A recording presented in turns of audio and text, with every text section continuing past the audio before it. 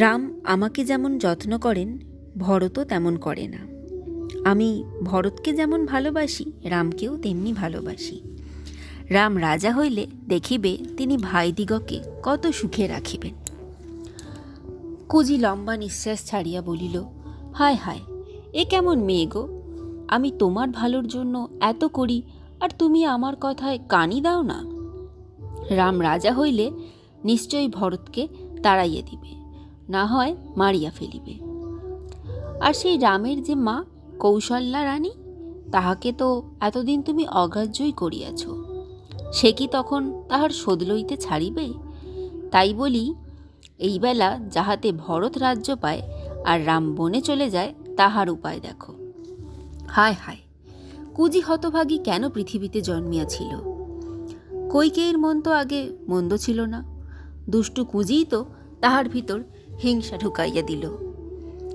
কুজি যখন ভরতকে রাম মারিয়া ফেলিবে বলিয়া ভয় দেখাইল, তখন কৈকেয়ী বলিলেন,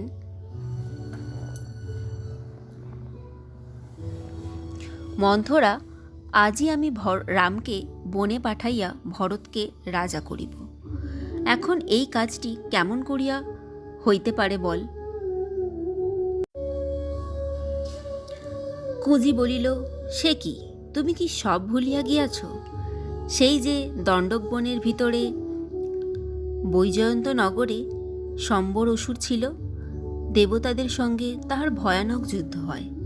সেই যুদ্ধে আমাদের রাজা দেবতাদের সাহায্য করিতে গিয়েছিলেন, তোমাকে সঙ্গে নিয়েছিলেন। রাজা ভয়ানক অস্ত্রের ঘা খাইয়া যুদ্ধের জায়গাতেই অজ্ঞান হইয়া গেলেন।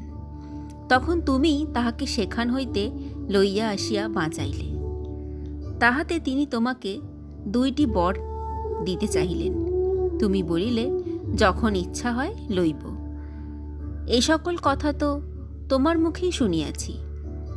এখন কেন সেই বর চাইয়া লও না? এক বরে রামকে বনে পাঠাও, আর এক বরে ভরতকে রাজা করো, তাহা হইলেই আপদ চুকিয়া যাইবে। এক কাজ করো, তুমি ময়লা কাপড় পরিয়া মুখ ভার করিয়া মেঝেতেই পড়িয়া থাকো। রাজা আসিলে কথাটিও কহিবে না, খালি রাগ করিবে আর কাঁদিবে। রাজা তোমাকে যে ভালোবাসেন, তোমার রাগ দেখিলে নিশ্চয়ই তিনি ভয় পাইবেন, আর যাহা চাও তাহাই দিয়া তোমাকে খুশি করিবেন। কিন্তু খবরদার, আগে রাজার মুখ দিয়া এই কথাটি বাহির করিয়া লইবে যে তুমি যাহা চাও তাহাই তিনি দিবেন। এই রকম করিয়া তাহাকে কথায় আটকাইয়া তারপর বর 2টি চাহিবে। তাহা হইলে আর তাহার না বলিবার জো থাকিবে না। এইরূপ করিয়া কুজি কৈকেয়ীর মন একেবারে খারাপ করিয়া দিল। তখন তাহার মুখে কুজির প্রশংসা আর ধরে না। এরপর ময়লা কাপড় পরিয়া গহনা ভাঙিয়া রাগের ভরে মেঝেতে শুইতে আর কতক্ষণ লাগে। এদিকে রাজা দশরথ রামের সংবাদ লইয়া কৈকেয়ী মহলে আসিয়া দেখিলেন, কৈকেয়ীর মুখে কথা নাই, গায়ে অলঙ্কার নাই, তিনি মেঝেতে পড়িয়া কেবলই কাঁদিতেছেন। কি সর্বনাশ! কৈকেয়ীর কি হইয়াছে? কে তাহার এমন দশা করিল? বেচারা বুড়া রাজা ব্যস্ত হইয়া এইরূপ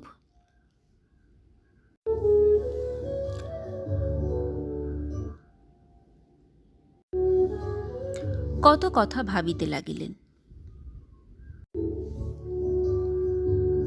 কিন্তু কে তাহাকে বলিয়া দিবে কৈকেয়ীর কি হইয়াছে? রাজা কত মিষ্ট করিয়া জিজ্ঞাসা করিলেন, কৈকেয়ী, তোমার কি কোনো অসুখ হইয়াছে?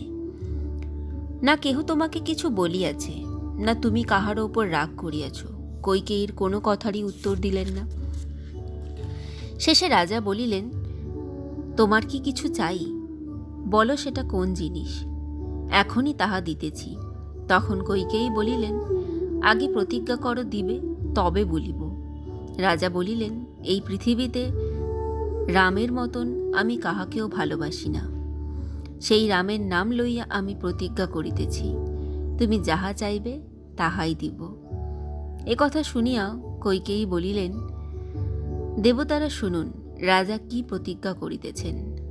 মহারাজ, সেই দেবাসুর যুদ্ধের কথা মনে করো। সেই যে তুমি ভয়ানক ঘা খাইয়াছিলে, আর আমি তোমাকে বাঁচাইয়াছিলাম। তখন আমাকে যে দুটি বর দিতে চাহিয়াছিলে, আর আমি বলিয়াছিলাম দরকার হইলে লইব।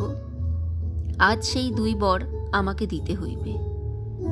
এখন তুমি প্রতিজ্ঞা করিয়া যদি না দাও, তবে আমি নিশ্চয়ই মরিয়া যাইব। নিষ্ঠুর কইকেয়ী বুঝিয়াছিলেন যে রাজা একবার দিব বলিলে আর প্রাণ গেলেও দিব না বলিতে পারিবেন না। তাই এখন সময় বুঝিয়া বলিলেন, রামকে 14 বছরের জন্য সন্ন্যাসী সাজাইয়া দণ্ডক বনে পাঠাইতে হইবে, আর ভরতকে রাজা করিতে হইবে। হায়, কি নিষ্ঠুর কথা! সেই ভয়ানক কথা শুনিয়াই দশরথ অজ্ঞান হইয়া পড়িয়া গেলেন। খানিক পরে একটু জ্ঞান হইয়া উঠিয়া বসিয়াছিলেন, কিন্তু তখনই কইকেয়ীর কথা মনে হওয়াতে আবার অজ্ঞান হইয়া গেলেন। অনেকক্ষণ পরে আবার দশরথের জ্ঞান হইল।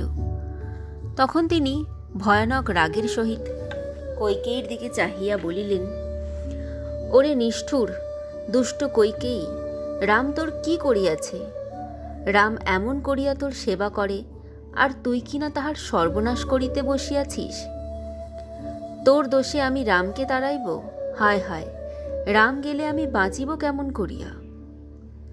এইরূপে কইকেয়ীকে বিস্তর গালি দিয়া তারপর দশরথ অতিশয় কাতরভাবে বলিতে লাগিলেন, কইকেয়ী, তোমার পায়ে পড়ি, এমন কথা মুখে আনিও না। রাম তোমার যেমন সেবা করে, ভরত তো তেমন করে না। আর বড় ছেলে যে রাজা হয়, তাহাও তো তুমি জানো। আমার রামের কত গুণ, এমন রামকে তোমার জন্য এইরূপ নিষ্ঠুর কথা আমি কি করিয়া বলিব? শেষে তিনি আবার বিনয় করিয়া বলিলেন, কইকেয়ী, আমি বুড়া হইয়াছি, আর বেশি দিন বাঁচিব না, আমাকে দয়া করো। আমার আর যাহা আছে সকলই দিতেছি, তোমার পায়ে পড়ি, রামকে ছাড়িবার কথা আমাকে বলিও না।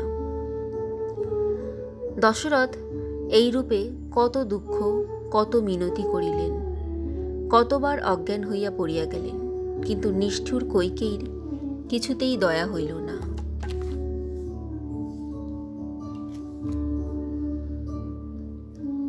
তিনি বলিলেন, মহারাজ, একবার বর দিয়া আবার এমন করিয়া কাঁদিতেছ, তুমি তো খুব ধার্মিক দেখিতেছি। লোকে শুনিলে বলিবে কি? তুমি যাহাই বলো, ও বর আমি কিছুতেই ছাড়িব না। রামকে যদি তুমি রাজা করো, তবে তখনই আমি বিষ খাইয়া মরিব। আহা, বুড়া বেচারার কি কষ্ট! এমন দুঃখ আর কেউ কি কখনো পাইয়াছে? রাজা কখনো কাঁদেন, কখনো কইকেয়ীকে গালি দেন, কখনো বলেন, হায় কৌশল্যা, কি বলিবেন? কখনো বলেন, হায় সীতার কি দশা হইবে? কখনো আবার অজ্ঞান হইয়া যান। জ্ঞান হইলে আবার কখনো কইকেয়ীকে বলেন, কখনো রামের জন্য দুঃখ করেন। একবার কইকেয়ীর পা ধরিতে গেলেন, কিন্তু ততক্ষণ তাহার জ্ঞান রহিল না। এইরূপ করিয়া সমস্ত রাত্রি কাটিয়া গেল। কইকেয়ীর দয়া হওয়া দূরে থাকুক, তিনি আরও বিদ্রূপ করিয়া বলিতে লাগিলেন, মহারাজ, সত্য কথা বলো বলিয়া যে বড় অহংকার করিয়া থাকো, এখন আমাকে বর দিবার বেলা তাহা কোথায় গেল? রাত ভোর হইয়া গেল। তখন সেই একই কথা, মহারাজ, প্রতিজ্ঞা করিয়াছ, এখন বর না দিয়া যাইবে কোথায়? শীঘ্র রামকে বনে পাঠাও, আর আমার ভরতকে রাজা করো।